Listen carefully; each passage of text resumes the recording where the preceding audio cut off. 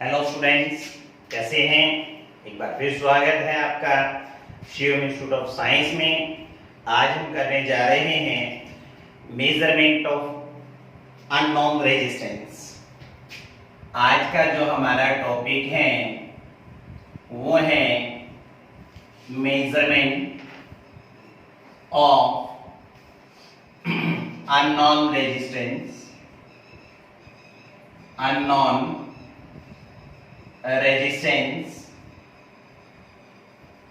नेहा जी, यहाँ हमारे पास फिजिक्स का कंसेप्ट है। अननोन रेजिस्टेंस जो है फिजिक्स के कंसेप्ट है जिसका नाम है व्हीटस्टोन ब्रिज। इस कंसेप्ट के अकॉर्डिंग अननोन रेजिस्टेंस जो है मेजर किया जाता है। It consist of 4 arms of resistances. इसके अंदर क्या है, 4 आर्म्स होती हैं रेजिस्टेंस की, and forming a close loop like this.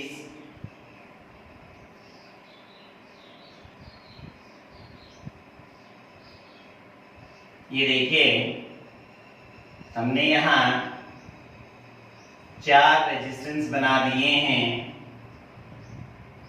In 2 opposite terminal के बीच में गैल्वेनोमीटर लगा दिया जाता है। रिमेनिंग 2 टर्मिनल्स के बीच में बैटरी लगा दी जाती है। मान लीजिए ये 4 रेजिस्टेंस कौन कौन से हैं, P, Q, R, S।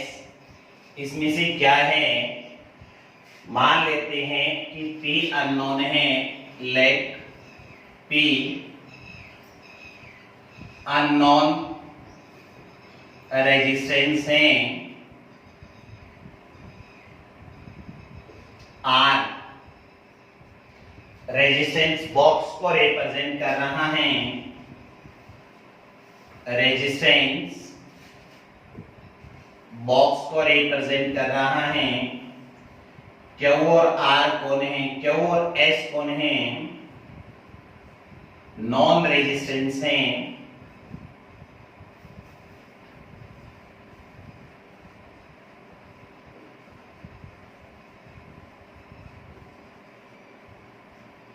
ये नॉन रेजिस्टेंस है। फिजिक्स का कंसेप्ट है। यहां क्या करते हैं, अननोन रेजिस्टेंस को फाइंड आउट करते हैं। हमने कहा अननोन रेजिस्टेंस कौन सा है, P। तो फिजिक्स का कंसेप्ट क्या कहता है, जब आपका ये ब्रिज क्या हो जाता है, बैलेंस्ड। ये ब्रिज बैलेंस कब होगा, जब गैल्वेनोमीटर के अंदर रीडिंग 0 हो जाती है, उस समय ये कहा जाता है कि ब्रिज क्या हो गया है, balanced. When bridge is balanced, जब ब्रिज बैलेंस हो जाता है उस सिचुएशन में P बाई Q का रेशियो R बाई S के इक्वल आ जाता है। P को कैसे कैलकुलेट करेंगे, R into Q by S। इस फॉर्मूले से अननोन रेजिस्टेंस कैलकुलेट कर दिया जाता है। यह है अननोन रेजिस्टेंस को मेजर करने का तरीका, जिसको हमने क्या कहा है, व्हीटस्टोन ब्रिज। इसकी एक एप्लीकेशन होती है, उस एप्लीकेशन को हम कहते हैं मीटर ब्रिज। क्या कहते हैं, मीटर ब्रिज। मीटर ब्रिज में हमें नॉन रेजिस्टेंस की जरूरत नहीं पड़ती है।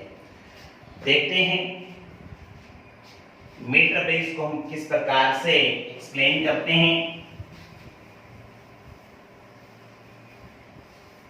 ये देखिए क्या होता है, एक वुडन बॉक्स होता है मीटर ब्रिज के अंदर। ये हमारे पास मीटर ब्रिज के लिए हमने क्या, वुडन बॉक्स है। इसके ऊपर क्या है, 3 मेटल स्ट्रिप लगी होती है। इस प्रकार से 3 मेटल स्ट्रिप लगी हुई हैं।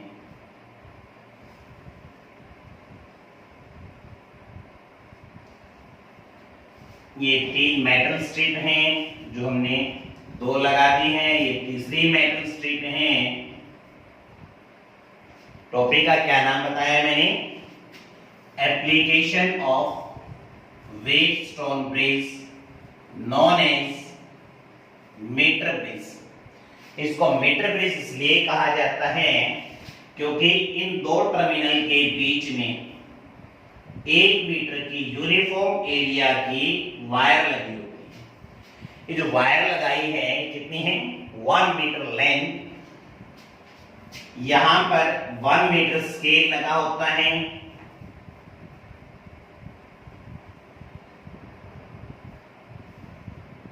यहां पर क्या जोड़ दिया जाता है? आपका वही अननोन रेजिस्टेंस P।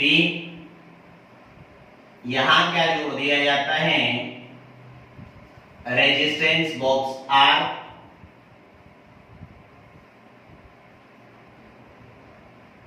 इन 2 टर्मिनल के बीच में वही बैटरी लगा दी जाती है।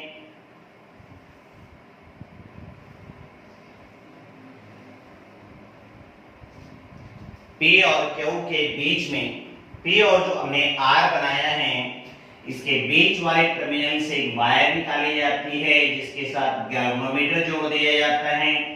और गैल्वेनोमीटर के साथ क्या लगी होती है? जॉकी। क्या लगी होती है? जॉकी। ये जॉकी है। क्या करते हैं? जॉकी को इस वायर के ऊपर स्लाइड करवाया जाता है। मान लीजिए ये वायर को हमने स्लाइड करवाया और इस पॉइंट पे आकर के ये पॉइंट O दिखा रहा हूं, ये पॉइंट A दिखा रहा हूं, ये पॉइंट B दिखा रहा हूं। वायर के ऊपर पॉइंट O के ऊपर आते ही मान लेते हैं कि ब्रिज क्या हो गया है? बैलेंस। तो इस लेंथ को हम कितना मान लेते हैं? L। तो ये लेंथ बता सकते हैं आपकी कितनी होगी? 100 माइनस L सेंटीमीटर हो जाएगी। अब आप कंपेयर करें, किसके साथ कंपेयर करना है नेहा जी? यहाँ वेटस्टोन ब्रिज के साथ कंपेयर करना है। साफ नजर आ रहा है आपको क्या चीज? अननोन रेजिस्टेंस वही मैंने P रखा है, वही मैंने रेजिस्टेंस बॉक्स कौन रखा है? R रखा है। पीछे जो आपने डायग्राम नोट किया है उसमें साफ नजर आ रहा है। ये देखें पॉइंट कौन सा है जहां गैल्वेनोमीटर निकल रहा है, जहां बीच में कौन आ रहा है? पॉइंट O आ रहा है। यहां से A से O की जगह मेरे पास एक रेजिस्टेंस लगाया गया है। उसमें चेक करें क्यों लगाया गया है। 100 माइनस L की जगह यहां जो रेजिस्टेंस लगा है वहां पर क्या लिखा है मैंने? S लिखा है। इसमें केवल एक रेजिस्टेंस बॉक्स की रिक्वायरमेंट रही है।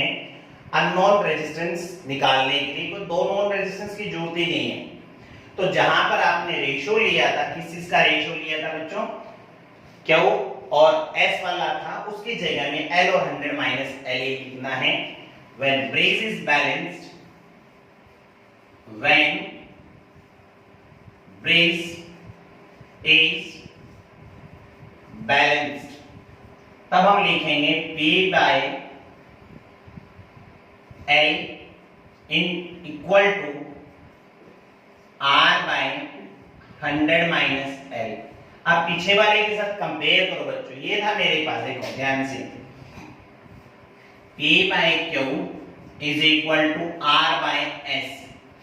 डायग्राम पे एक बार मैं फिर बना लेता हूं। यहां एक रफ डायग्राम बना के दिखा रहा हूं, आप कंपेयर करिएगा।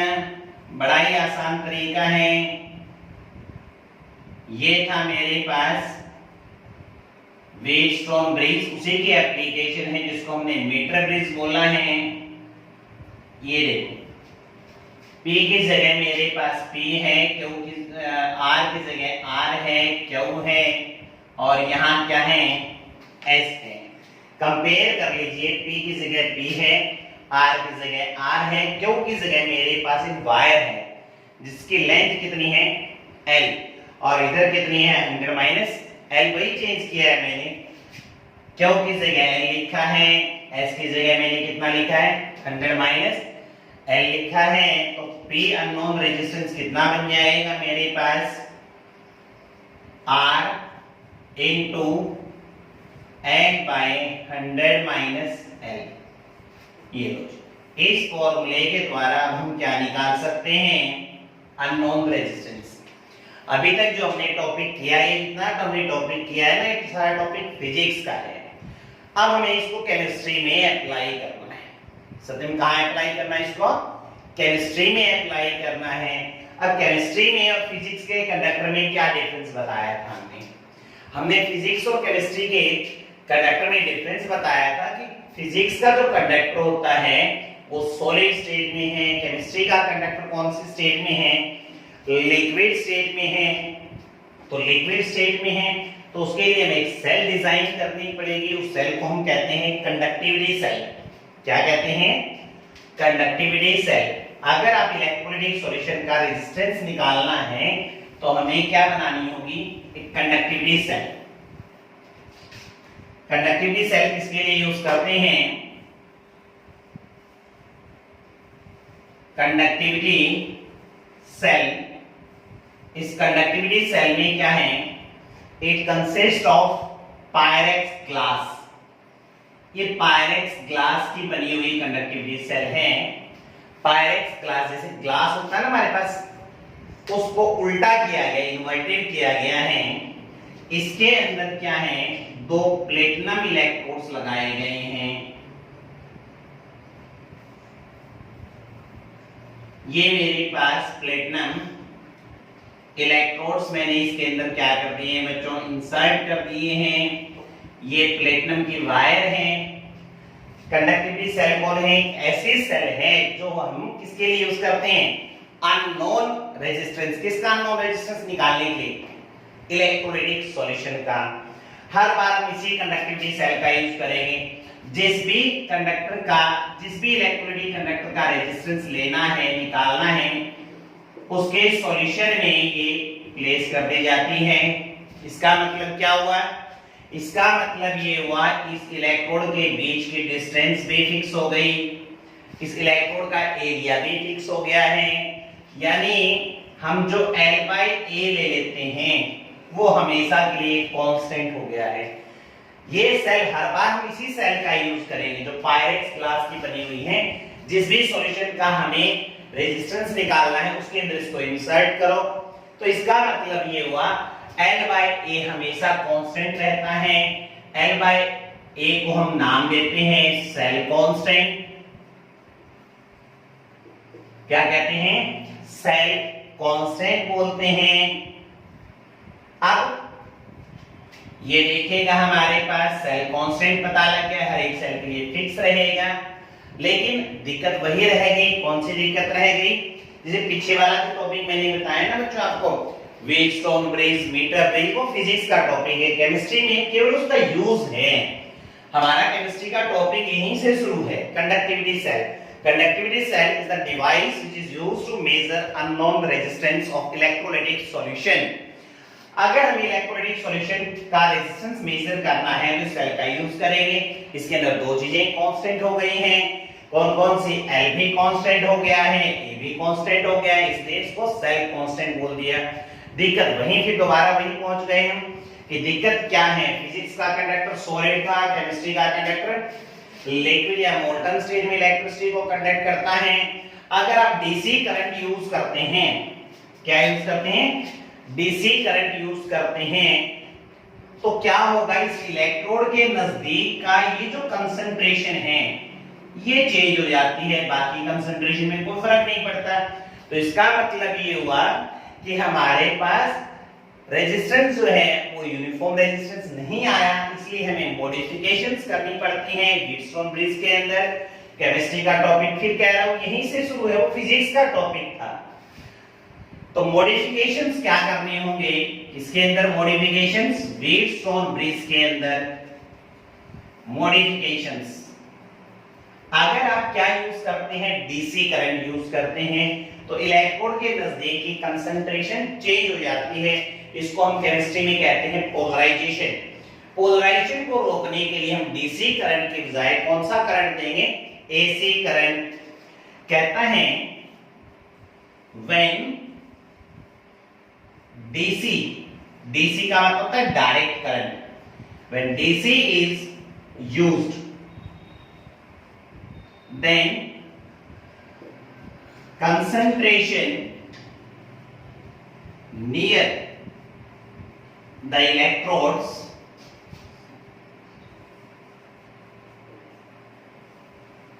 changes.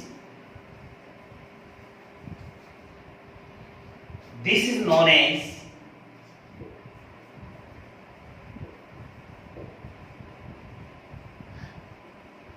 polarization।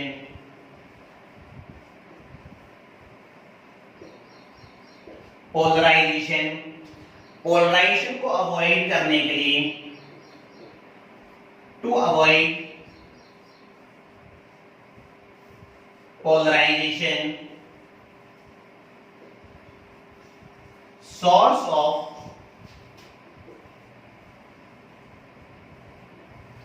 DC is replaced by AC। हमें DC को हटा के क्या लगाना है, AC पूछा जाता है व्हाट इज पोलराइजेशन। और पोलराइजेशन को अवॉइड करने के लिए हमें क्या करना होगा, DC से क्या लगाना होगा, AC। आपको पता है DC वाले इंस्ट्रूमेंट AC में काम नहीं करते। DC में क्या लगाया था हमने, गैल्वेनोमीटर। तो गैल्वेनोमीटर को हटा करके हम क्या लगाना होगा, earphone. Galvanometer is replaced by, galvanometer is replaced by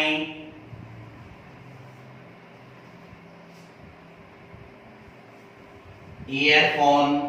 क्यों करेंगे, क्योंकि ईयरफोन जो है वो एसी सर्किट के लिए यूज करते हैं, डीसी के लिए क्या यूज करते हैं, गैल्वेनोमीटर यूज करते हैं। हाँ जी, तो हमने क्या निकाल ली बच्चों, L by A find out कर लिया, मॉडिफिकेशंस पढ़ ली। अगर हमारा नॉन रेजिस्टेंस कैलकुलेट हो जाता है तो हम कंडक्टेंस फाइंड आउट कर सकते हैं। कैसे फाइंड आउट करेंगे कंडक्टेंस, ये देखो कंडक्टेंस का फॉर्मूला रहेगा 1/R। अगर हमारे पास क्या कैलकुलेट हो गया, resistance, then conductance can be calculated. अगर कंडक्टेंस कैलकुलेट हो जाती है तो आप K निकाल सकते हैं, कापा निकाल सकते हैं। 1/R into L bye A। अगर हमें कापा पता लग जाए तो हम क्या निकाल सकते हैं, मोलर कंडक्टिविटी निकाल सकते हैं, K इंटू 1000 बाय मोलारिटी। के पता, कापा पता लग जाए तो हम इक्विवेलेंट कंडक्टिविटी को भी फाइंड आउट कर सकते हैं। अब हम न्यूमेरिकल्स लेते हैं इन टॉपिक के ऊपर बेस्ड। 3 न्यूमेरिकल लेंगे, काफी इंपॉर्टेंट और इजी न्यूमेरिकल हैं। अब टॉपिक रहेगा हमारे पास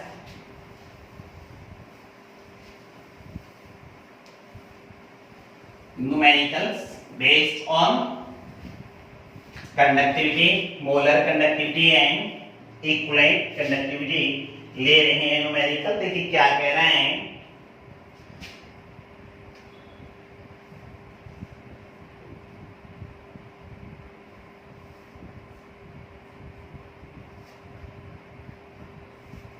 calculate equivalent conductivity of 0.12 normal KCl solution whose specific conductivity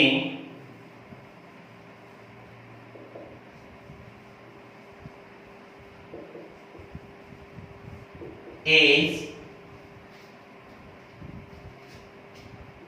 2.4 into 10⁻³ Simon पर सेंटीमीटर। ये न्यूमेरिकल दिया है, बिल्कुल ही इजी तरीका है, गिवन लिख लें फिर कैलकुलेट करना लिख लें। तो ये लिया मैंने सॉल्यूशन। क्या कहा है सत्यम? उसने कहा इक्विवेलेंट कंडक्टिविटी निकालनी है, इसलिए मैंने क्या लगा दिया? क्वेश्चन मार्क लगा दिया।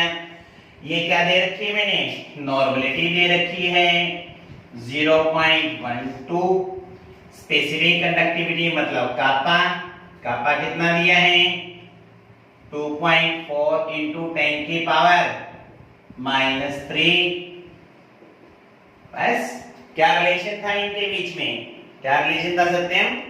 इनके बीच में रिलेशन था lambda equivalent is equal to kappa into 1000 by normality. Value ही तो रखनी है 2.4 इंटू 10 की पावर -3 इंटू 1000 बाय 0.12। सॉल्व कर लेंगे। ये 1000 कैंसिल हो गया है, पॉइंट कैंसिल करने के लिए ऊपर 0 लगा देते हैं, ये पॉइंट कैंसिल हो गया। कितना आंसर आ जाएगा? 20 साइमन सेंटीमीटर स्क्वायर पर ग्राम इक्विवेलेंट। यूनिट लिखनी सबसे ज्यादा जरूरी है न्यूमेरिकल्स के अंदर। ये था हमारा पहला न्यूमेरिकल। देखिए कितना आसान न्यूमेरिकल था। चलो एक न्यूमेरिकल और ले लेते हैं।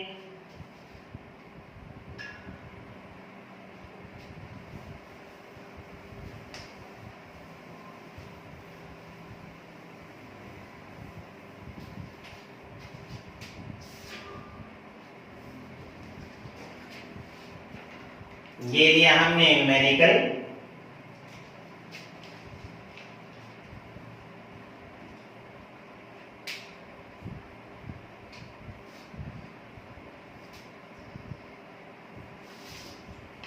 conductivity cell filled with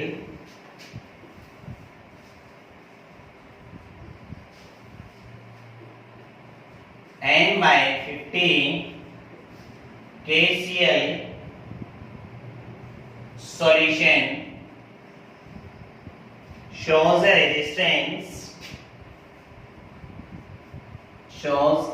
resistance of 100 ohm. Its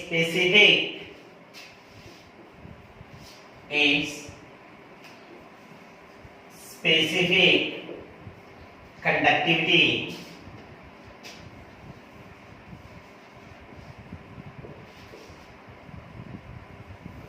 is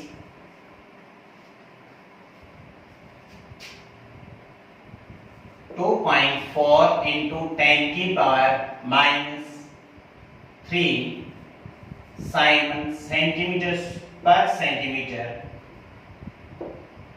Now the same conductivity cell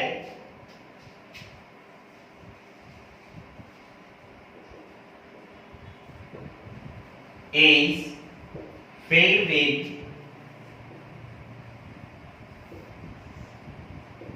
n by 10 ZnSO4 solution shows a resistance of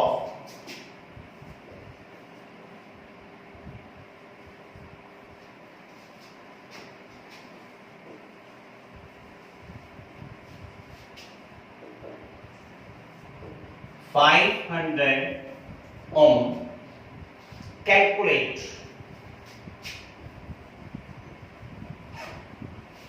lambda m for ZnSO4 solution.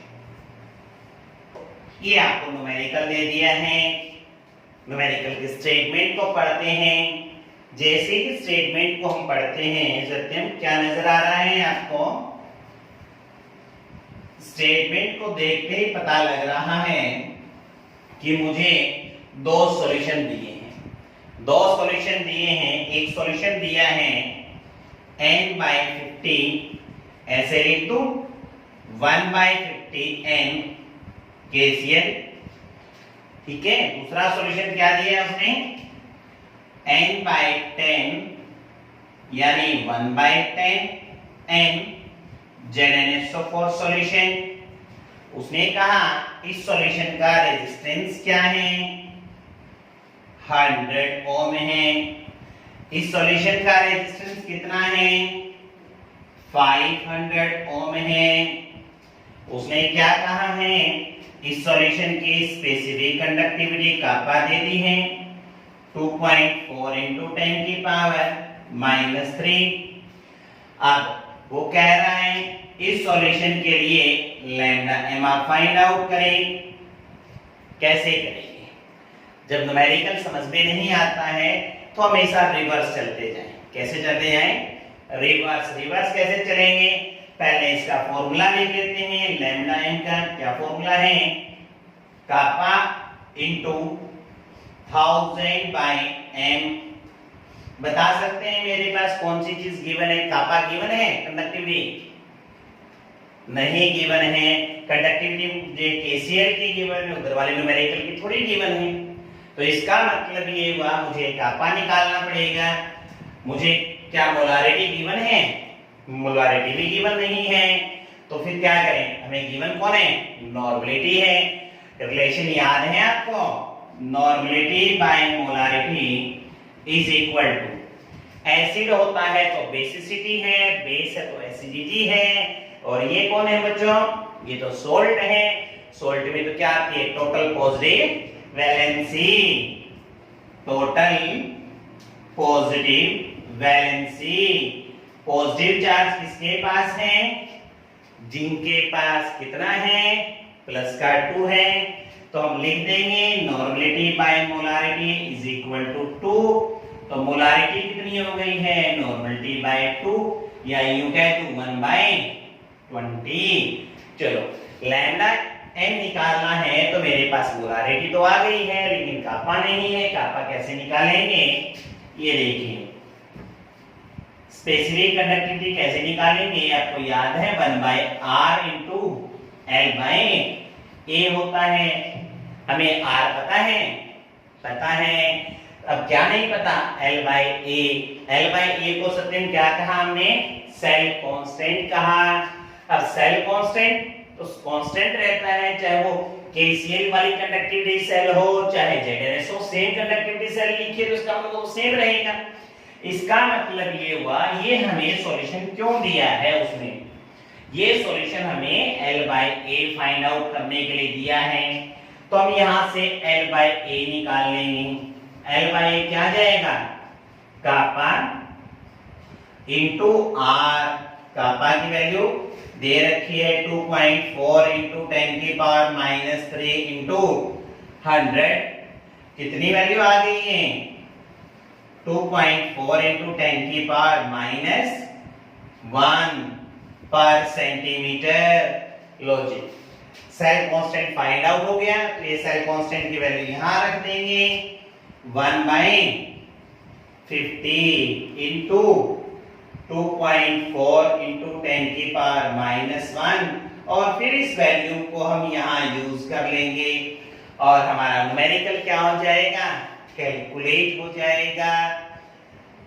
Note कर लीजिए, स्क्रीनशॉट ले लें इसका, ठीक है। अब लेते हैं एक न्यूमेरिकल और लेते हैं।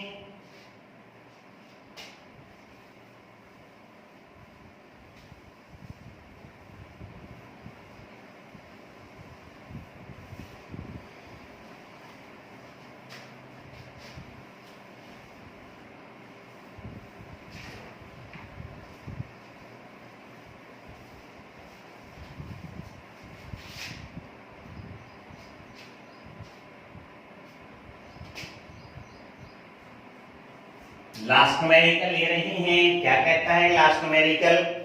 ए conductivity cell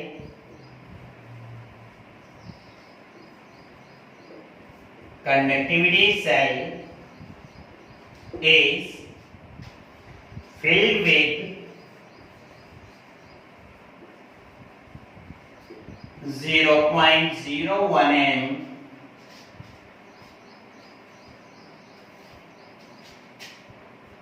NaCl solution shows a resistance of 200 ohm. Distance between the electrodes is 4 centimeter with a diameter of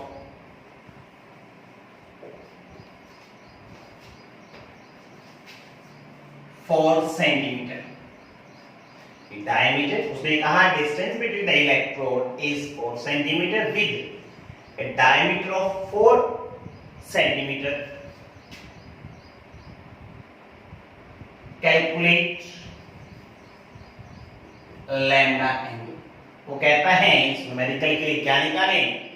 lambda n. कैसे निकालेंगे? उसी तरीके से जो चीजें गिवन है वो हम नोट कर लेते हैं। गिवन क्या क्या है? गिवन है मेरे पास मोलारिटी 0.01 m। मुझे क्या गिवन है? रेजिस्टेंस गिवन है 200 ओम। मुझे क्या गिवन है? L गिवन है 4 सेंटीमीटर। मुझे डायमीटर गिवन है इलेक्ट्रोड का कितना? वो भी 4 सेंटीमीटर है। इलेक्ट्रोड की रेडियस बता सकते हो क्या आएगी? रेडियस कितनी होती है? डायमीटर बाय 2, यानी हमारे पास 2 सेंटीमीटर हो गई रेडियस। अब देखिए, अब जो चीज कैलकुलेट करना है उसका फॉर्मूला लिखते हैं। मुझे क्या कैलकुलेट करनी है? लैम्डा n कैलकुलेट करनी है कापा इनटू 1000 बाय मोलारिटी। क्या नहीं है मेरे पास? मोलारिटी तो है, मेरे पास नहीं है स्पेसिफिक कंडक्टिविटी। स्पेसिफिक कंडक्टिविटी मतलब कापा का फॉर्मूला लिख लेते हैं 1/r इंटू l बाय। बताएंगे इस फॉर्मूले के लिए क्या नहीं है मेरे पास? मेरे पास नहीं है बच्चों, ए नहीं है, इलेक्ट्रोड का एरिया नहीं है। तो एरिया कैसे निकालूंगा मैं? ए निकालने का तरीका आता है पाई आर स्क्वायर। तो सारी वैल्यू मेरे पास गिवन है, फॉर्मूले में वैल्यू तो सब्स्टिट्यूट करनी है। क्या लिखेंगे? 1/200 into 4 divide by 22/7 into 4 solve करके कि कापा पता लग जाएगा और कापा पता लग जाएगा तो हम क्या कर सकते हैं? इजीली फाइंड आउट कर सकते हैं। तो ये था बच्चों आज का हमारा टॉपिक।